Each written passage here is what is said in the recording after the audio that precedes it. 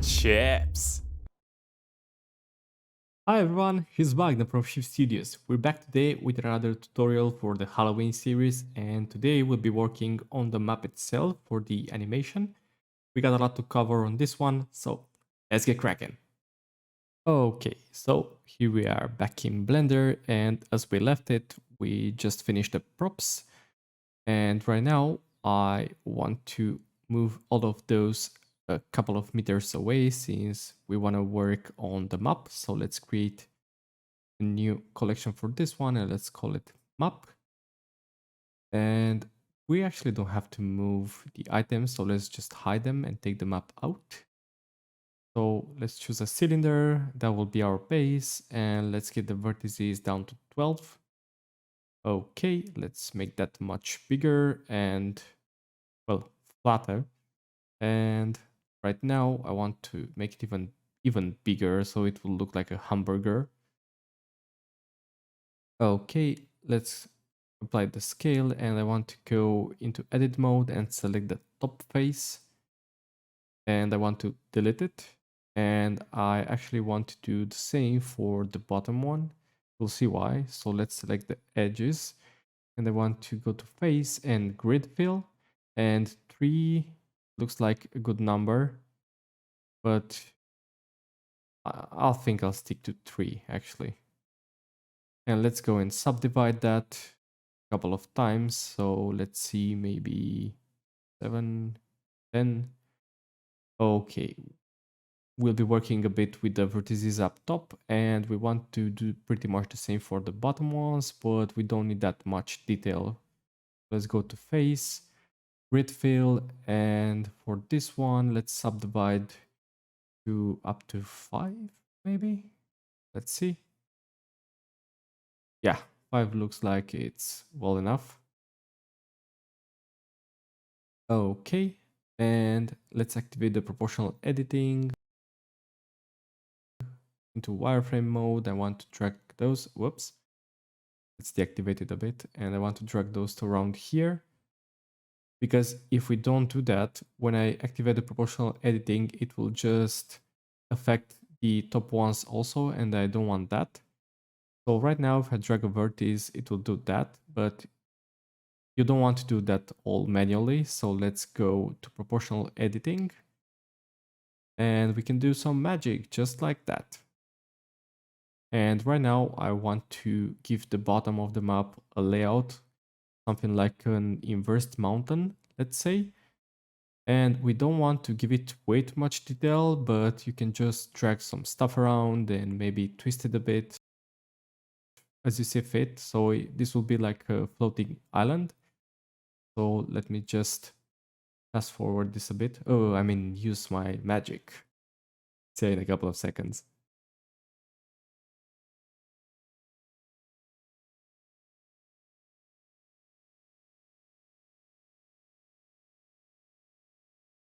Okay, so let me just drag this here, and yep, that's how my bottom of the map looks like.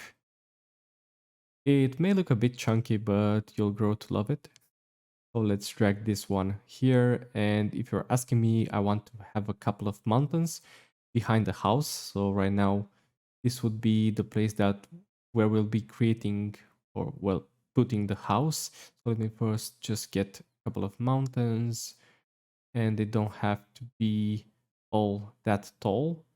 So this would be the mountain area, and I also want a river come out of the mountains and pass all throughout the map. And then we'll have a couple of hills and some plain, and you'll see it will look pretty good. So this would be like the area where the river would start. So I want to make the mountains a bit smaller, just a bit bumpy, that we hide the part of the river also. You can always come back and change this a bit later. Since we're using proportional editing, it's really easy to move stuff right now. But after you make the river path and all of that, it will be much harder to do the same. Okay, and I want right now to make the select box, and I want to select all the vertices for the river path. And right now I'm just dragging around the box select to see how the river would go around the map. So that would be its path. But we can't make it with just these few vertices, so I need to make a more accurate selection.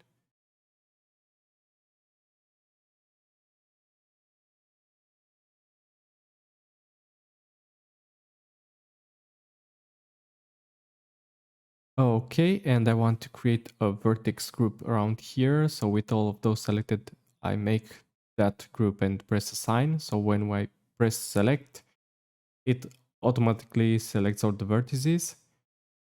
All right, I actually got an extra vertex that I don't want in the mountain area. So let me just deselect that. Okay, that's about the right amount. And the radius that I wanted to affect around here. Hey, that looks like a pretty river path. So it comes from the mountains and then slides through the map and drops off right here. So I want to select the last ones here and I want to make the fall a bit easier to follow. Let me select those 6 and or maybe just those 2 with proportional and drag this to around here. So right now the water slides much easier off the map. You might be asking, are we gonna create a water simulation? Well, no, we are not actually. I did want to do that at first, but it didn't look that well and I want it to be like a river. And it won't work that easily on the map and it would cost so many resources, so I chose not to, but you'll see. Let's create a plane. So this would be more like a trick. Let's make it really large, larger than the map. And let's drag it to around here. And oh, now we got some water, right? Or like still water, but we're not done yet.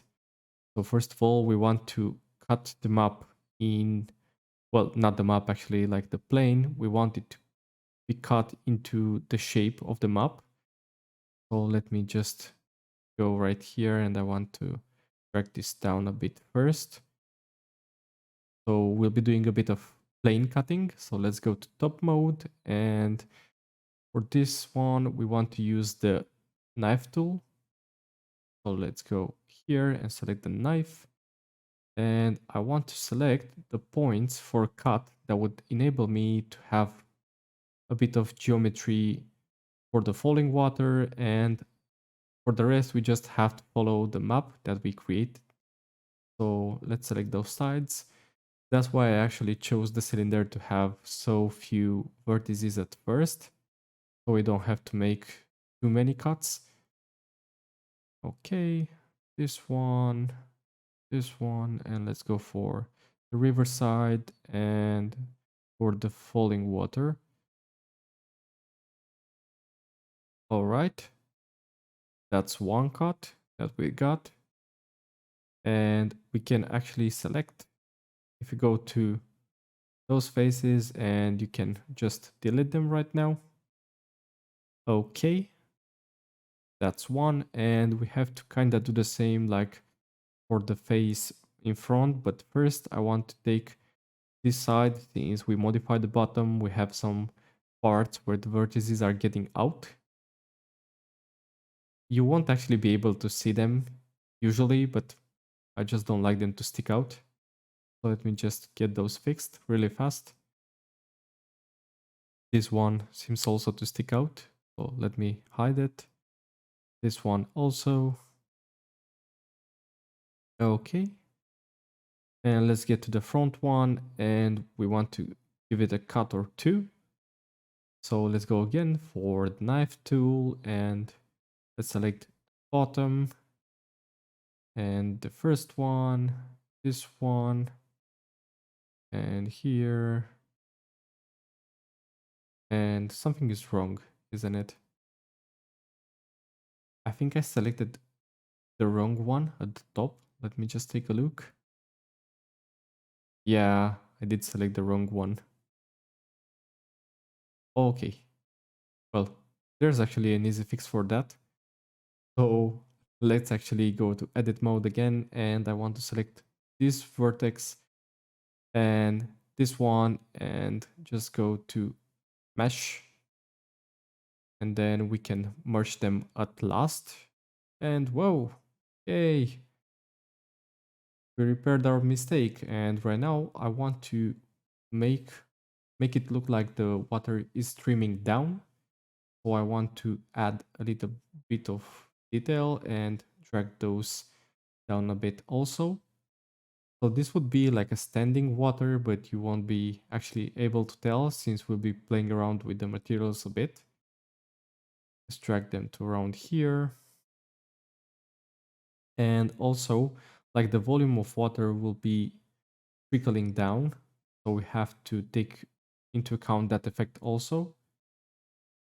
Let me just go to merge by distance to see, okay, we don't have any duplicate.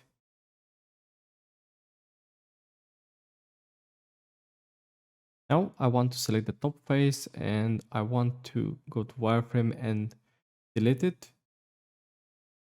Okay, and then we want to select the edges, all the other ones. And right now I want to go to face and grid fill. And let's go to 3, span of 3 with simple blending. All right, that looks pretty good for now.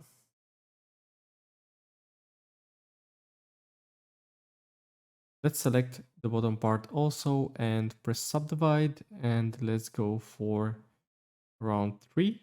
So that would give it a bit more detail so that we can work with.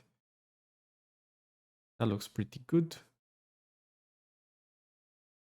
So let's select the vertices that come out of the map, and we want to hide those and make them look like the water is trickling down. So let me drag those in. And I'll be actually using my powers to get a bit of speed on this one, since it was quite laborious, let's say.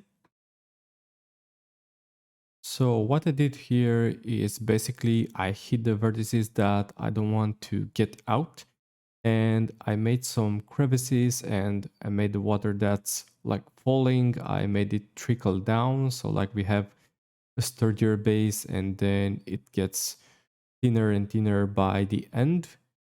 We will actually do some camera work so that we won't see the end of it, so that's all right, you can live with that. So that's like the last segment that I'm doing right now.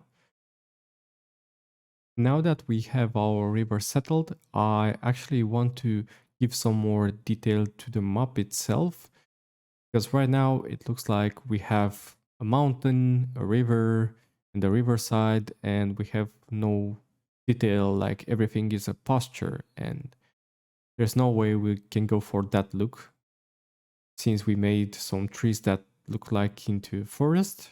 So let's create a couple of bumps around the map. There can be one around here also. So we'll be adding a lot of trees and we'll be using particle system for that. Okay, that looks pretty good. And I don't want to touch the base of the mountains because that's where our house and the stone ritual site would be residing. So I don't want to touch that right now. We'll be doing some more detail work a bit later when we add the elements on the map. So yeah, that's how our map looks like. That's quite some godly powers we got today. We created a small world for ourselves. So in the next tutorial, we'll be populating a bit the map and we'll be doing the modifications that are needed. So let me just rename those two to terrain and river, and I want to parent the river to the terrain, and I want to drag that to around here. And yeah, that was it. Well, it looks like we got some building done today. So on the next tutorial, we'll be actually putting them all together and we'll be getting the house in and a couple of more details on the map itself. And that was it for today. Thank you very much for watching. And if you liked it, please like, share, subscribe, and I'll see you there. Bye.